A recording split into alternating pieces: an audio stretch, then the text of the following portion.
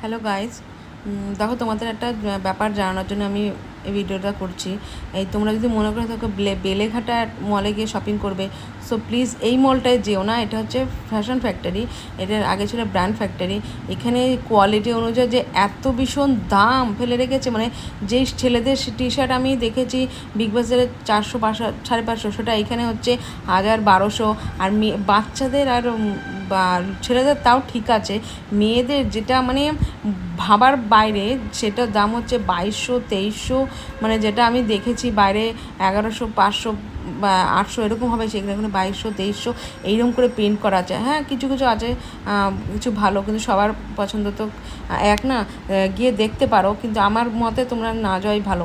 শুধু ছেলেদের ভিড়টা দেখো। তো প্লিজ আমার মতে এই জায়গাটায় মনে হয় অ্যাভয়েড করা ভালো। কারণ আর একটা টপ, মেয়েদের টপ যে এত চিপ কোয়ালিটি, মানে